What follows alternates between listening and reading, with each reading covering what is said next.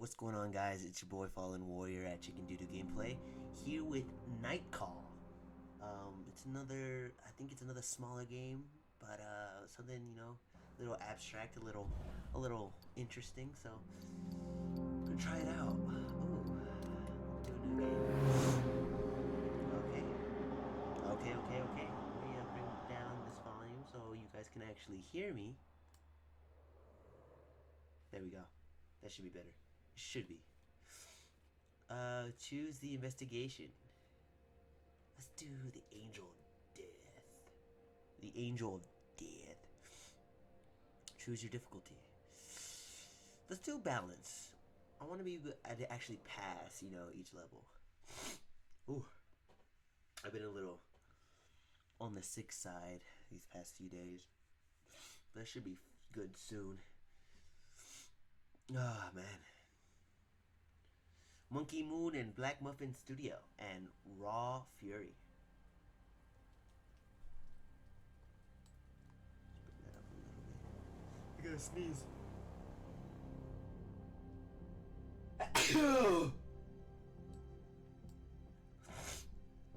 Oh, sorry. Oh, man. Oh, I'm dying.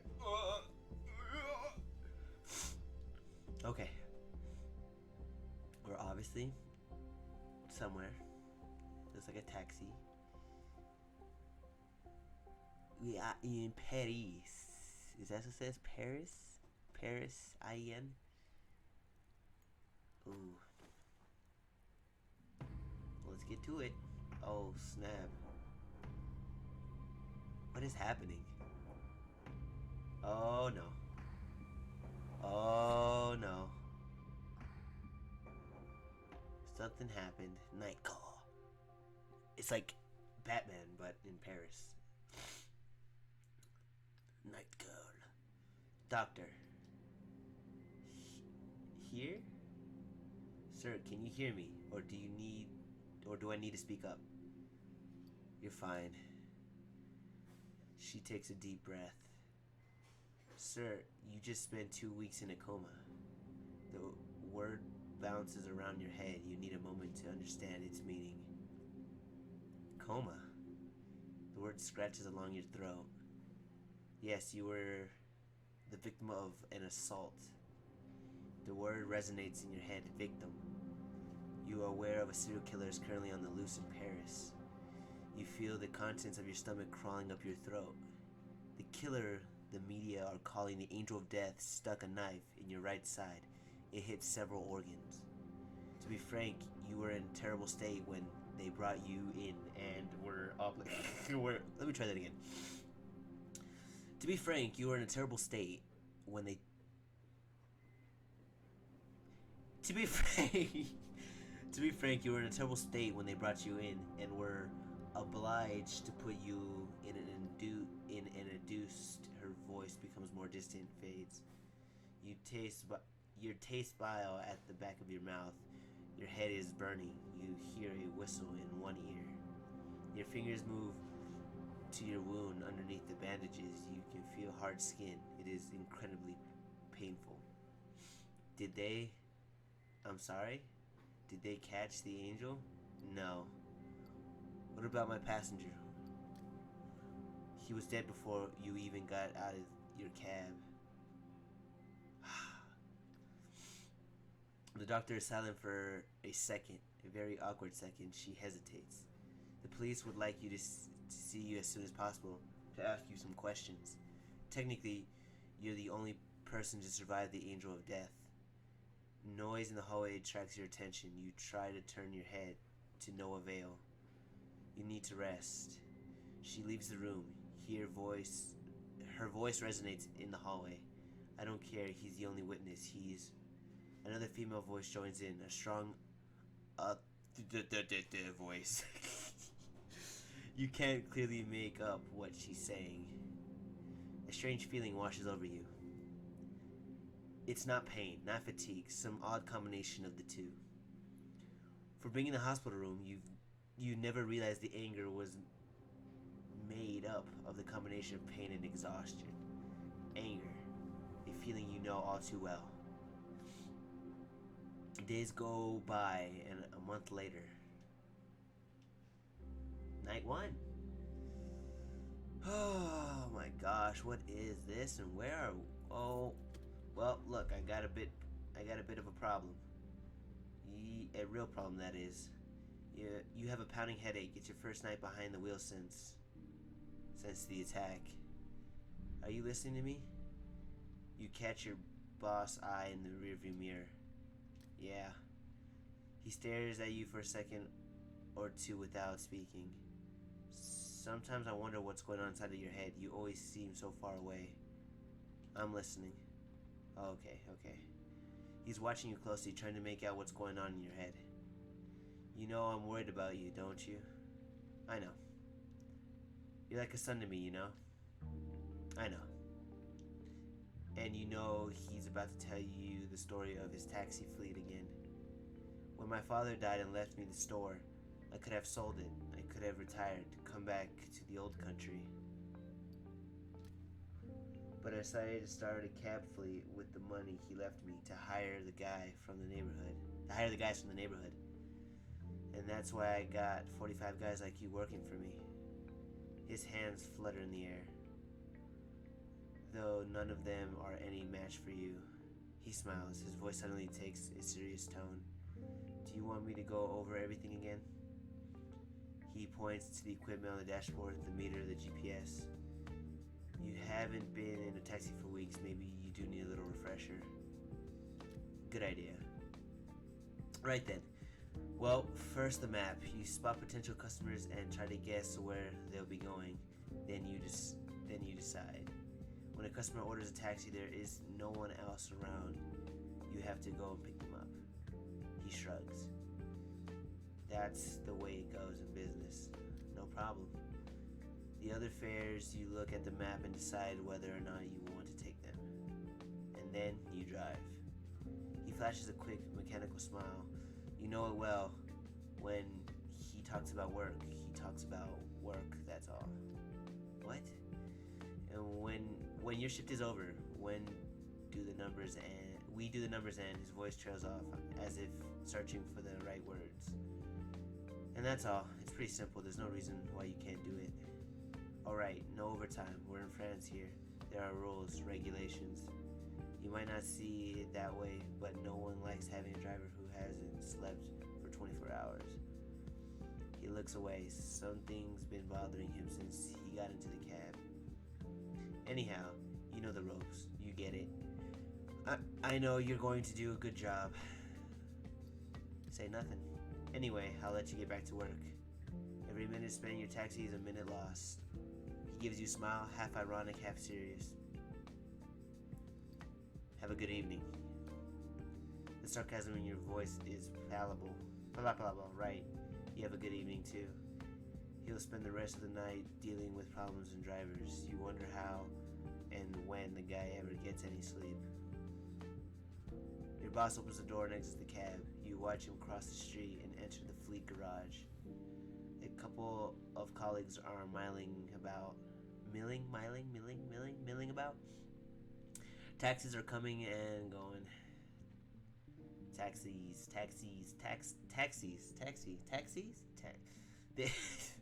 They all ignore you, consciously or unconsciously. Oh, I skipped one. Dang it. You sit there a moment, then turn the key in the ignition. The hum of the engine sends a tingle down your spine. It's impossible to describe how you miss the feeling. It's back to the night shift, back to life, despite the attack, despite it all. What is going on? Oh, I trust no one. Let's go here.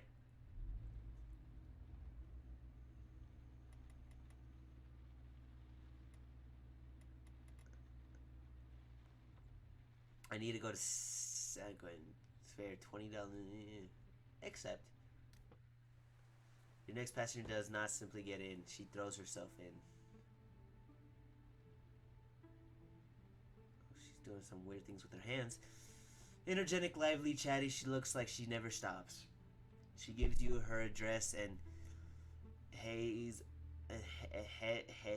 a big sigh. You start driving. Oh my god, oh my god. I'm going out of my mind. Something wrong? No, no, I just saw this movie. She takes a deep breath. The one was this one was life-changing. She exhales audibly like she just revealed a terrible secret. I'm telling you, it knocked me on my ass. Incredible. First off, it was old, so I thought I really be able to get into it. But from the minute it starts, you can tell there's something sketchy going on. It's not your typical movie. The main character is played by that heartthrob you saw in all the movies those days. He has a Danish name or something like that. She waves her hand around. Anyway, the guy's in high school, even though he's clearly like 25, but it's always like that in American movies.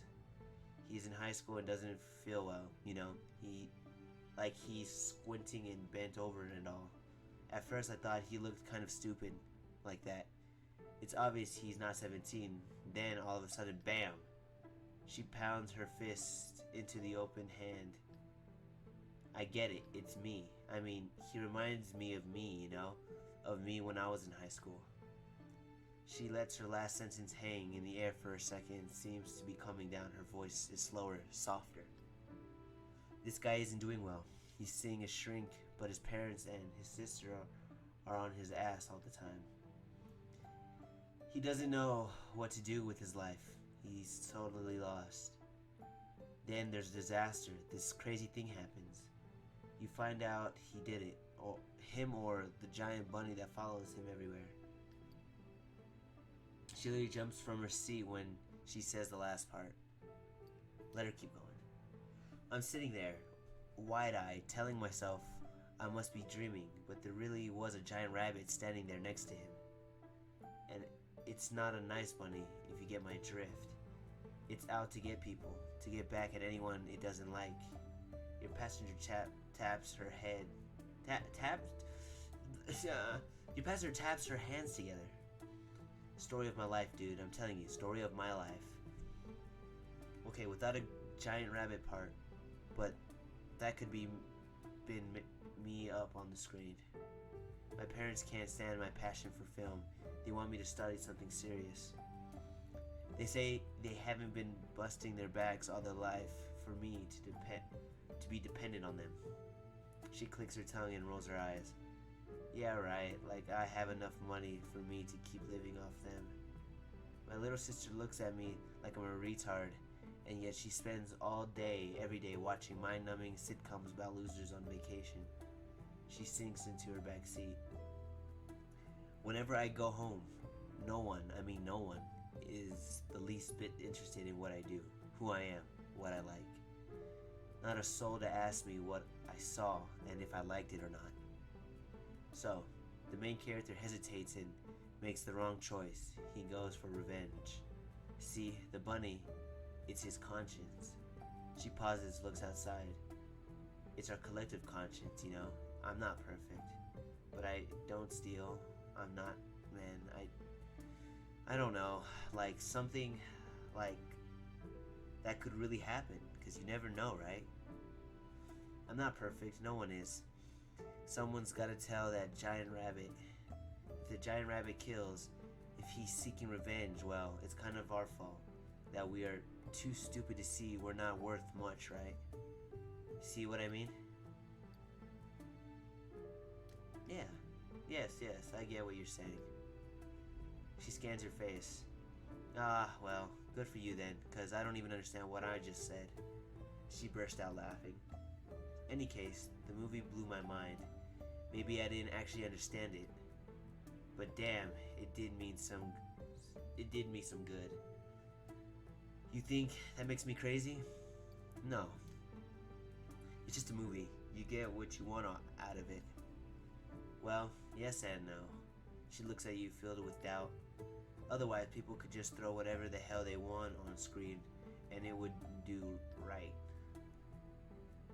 The guy who made the movie, he must have spent so much time writing and making that film. And here I go thinking it means something totally different.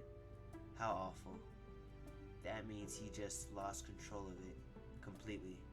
She opens her eyes wide like she's surprised at the thought. Fuck, man. That's gotta suck balls. You're at some festival and some young thing comes to say, I loved your movie and how it addressed the challenges of the teen years. And you're like, no, my movie was about mental illness. The nerve. She pauses. You pull up in front of her place. She doesn't even notice and seems lost in thought. Or maybe not. Maybe there's actually that. What? My brain? Maybe that's actually what's cool about it. Abruptly, like she just woke up, she hands you a bill to pay for her fee. She stares at you intently for a few seconds. You must think I'm totally nuts, huh? Yes, but I like it. I absolutely do. Yes, but I like it. Be different, be original, be special. That's what they say about my generation. I don't know if it's true. My sister just wants to be like everyone else, identically. She shrugs. How boring. She takes a second to think and shrugs her shoulders. I think I could care less.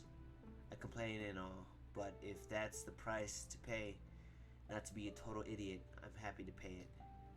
She looks up at her building. Okay, here goes. Wish me luck. She hops out of the cab and disappears. Tip $2. Receipt. Money received 20. What is that? Euros? Pounds? Euros? I don't know. I'm just gonna say US currency. Let's get the cat. Let's get the cat. Interesting. This game is really interesting. The airport is huge, ugly, cold, and lifeless, and yet you get. Oh, okay. Fare $10. Let's accept. You pull up to the sidewalk and wait for your passenger. Since it looks like a no-show, you get out of the cab after a minute or two to smoke a cigarette. There's not much going on this small town in the suburbs. There are a few apartments that still have lights on, a sweet scent hanging in the air. Eventually, you stub out your cigarette and get back into your car. Oh, okay, I missed that. It's sitting in the back seat, staring at you intently. You sit there for a moment considering whether or not to shoo it away. But just as you're about to wave your hand, the cat shifts positions and slips out paper from its collar. Pick up paper. You pick up the piece of paper and unfold it. A fragment of a map of Paris, the Saint Laurent's train station. You turn your eye slowly to the cat. He seems to be expecting an answer. Are you going somewhere? The cat tilts its head to the side as if to say yes. You want to go to Saint Laurent's? The cat tilts its head again. Are you a dog? The cat slowly nods its head no. Your hands clutch the wheel tightly. What the hell is going on? You turn around to face the cat. Okay, fine, I'll take you. You let out a sigh. Okay, fine. You start talking to yourself in low tones as if to balance the conversation. Normal. This is all perfectly normal. You start the cab, but the casts a glance at the cat behind you. You're the only one who ordered the cab. You start to laugh. A few minutes go by. You try to break the ice. Simple questions are probably best. Everything okay? Neither yes or no. More of a plaintive meow. Are you going on vacation? Are you running away from someone? Are you meeting someone? The cat lets out a long plaintive meow. Another cat? Your owner? Again, a long melancholic meow. You nod your head. What happened? What was it, a man? No answer. A woman? Was she mean to you? The cat seems to be uncertain. She had other cats. She was overly affectionate. She was not around you. The cat gives you a look full of disbelief. No, that's not it. You're independent. You like to be alone, right? Your owner is overly affectionate. Your cat lets out a string of incessant meows. I can't read for shit.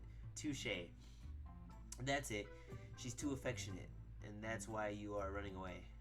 The cat is watching you with a steady eye. You are sure you are on the right track? You have to be careful with people like that. They suffocate you before they even know you. Know it, know it. You nod your head. But you ran away. I mean, it, it, I meet lots of people like you. You stop short, but you are just a cat. You roll your eyes behind you. The cat lets out a quiet, reassuring meow. Go on. What I mean is, well, you don't even know we are in a cage. We prefer not to think about it. We are never fully aware of it. You look at the cat. I must be crazy. I'm talking to You shake your head. You point to a light in the distance. The Saint will be there soon. A few yards, you stop at the drop-off area in front of the station. The first train doesn't leave for another hour. Where are you going? The cat stares at you without making a noise. Let me guess. Saint Larice? If you were going to the suburbs of Paris, you wouldn't have needed to come into town. So somewhere in the northwest of France. Let's say Normandy. Somewhere by the sea, huh? The cat is looking at you and meows. A sharp sound, probably a yes. A very hungry yes. For the fish, I guess. You check the time on the dashboard. It's time to go, to get a real customer. You try not to think too much about the situation you're in, and you hope that no one sees you talking to a cat. I'll just start saying the names of the cities, and you meow when I hit the right one. You start listing cities in Normandy. The cat doesn't move a muscle. Cherbourg. The cat looks up. So it's Cherbourg. Getting close. Saint Malo? Still nothing. I got it. Duellville. A meow of delight. You're smiling too. All of a sudden you're exhausted. Okay, come on. Time to say goodbye. You get out of the cab and open the back door. A bill has appeared on the seat next to the cat. It is enough for the fare and more. Well, you are full of surprises, aren't you? I want to ask you where it came from. You smile and lean over to pet the cat. It leaps out of the car and darts between your legs. You can just make out its shape dashing up a flight of stairs and slipping between the bars of the gates. You get back in the car. You look at yourself in the rearview mirror. Your features are heavy with fatigue. Your right eyelid is twitching. You start the car and remember you are allergic to cats, but you haven't sneezed once. You pull out of the station. $10, I got a 1-cent tip. Amazing. Wait. Okay, I'm confused. I don't know how any of that works. The door suddenly opens and a woman gets into the back seat. Having a good night? For a second, you freeze. You recognize one of the cops working on the Angel of Death's case. She grins at you. Her voice creaks. You remember seeing her at the hospital. Something already bothered you about her. You know, it's actually pretty crazy. For weeks I've been saying to myself there's something off about you. Something not so nice. I dug around, muled it over. Budged all my fellow cops about it. Or budged my fellow cops about it. Because I was sure you lied to us. Didn't lie. She whistles to cut you off. Hey, I'm talking. She has a cold sneer on her face. I'm going to bring Frank with you. She leans over to you. I don't see how you could have been I don't see how you could be the Angel of Death. That staging just doesn't seem like your thing. Too malicious for a taxi driver. She squints, like she's trying to make you out from far away. Like you'd have gone I can't. Why can't I read that?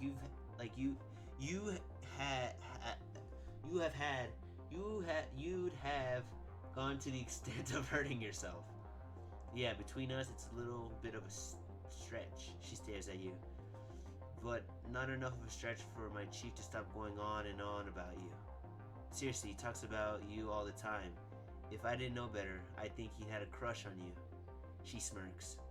No, I think he's more interested in your profile. In prison at 17. An icy chill fills your gut. And for murder, too. You open your mouth, but nothing comes out. Since you got out, you kept a low profile, but you're lying about your name and your address. I checked. It's normal, you'd say.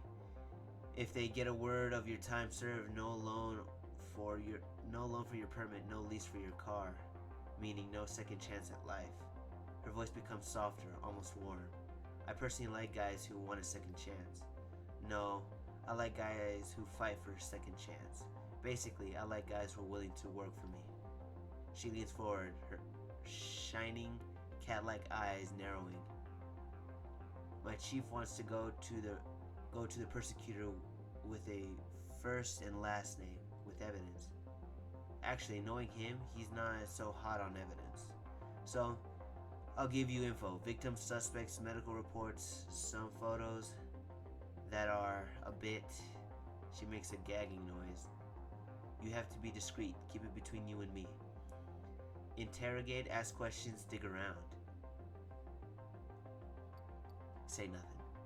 I'm not asking you to make an arrest or deliver the killer wrapped up in a bow in front of the station, okay? You're no Batman. You're just here to get me more information. She rummages around in her pockets for what seems like forever. Here, take my card. I'll call you in 3-4 days just to check in. We'll chat, and I'll let you know if I have any new info. She takes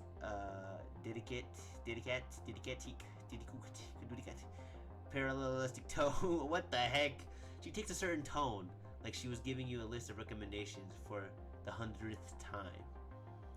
Don't get caught. Don't get arrested. Also, I wouldn't recommend trying to leave Paris. I know what you look like, and I know who your friends are. You either be the solution or the problem, my friend. She takes a minute to scan your face, your emotions. If I have to, I'll go check in on you know who.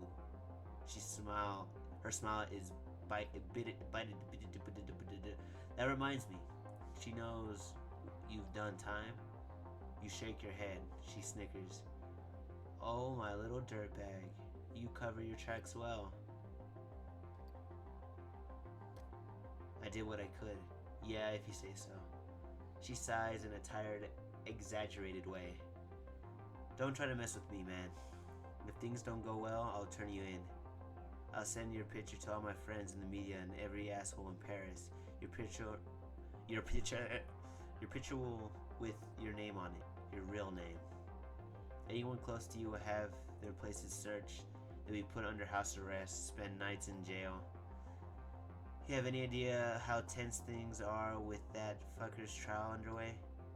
You sigh. You know just what she's trying to get at. Come to think of it, your last name are almost the same. You could be brothers, actually. I'm nothing like that terrorist. She smiles. Let me tell you, with the face of yours and your handle, they'll welcome you with open arms. She takes a serious tone, business-like. I want to catch this killer personally. I want to drag him to the court, ruin his fucking life with a bang. I can't botch this case, you got me? And neither can you, right? Obviously. Well, great then. We see eye to eye. So you can just say you're my informant, my CI. He ripped open your gut. You saw your own insides. You were in a coma, yeah? You have plenty of reasons you want to get back at him.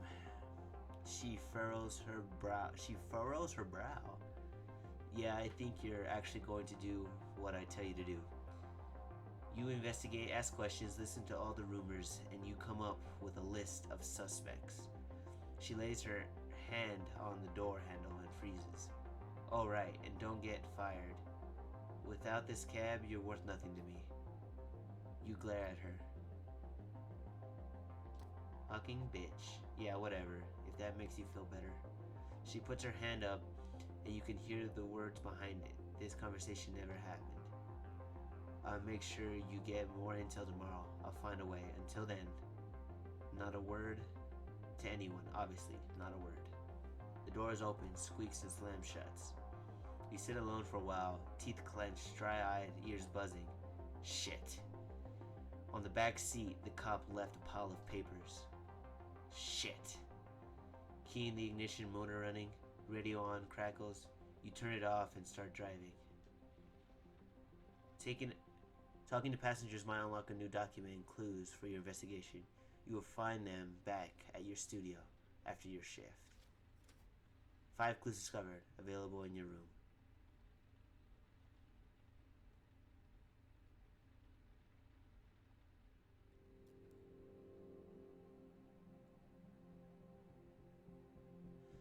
Can I pause? So he's walking around. What is he thinking?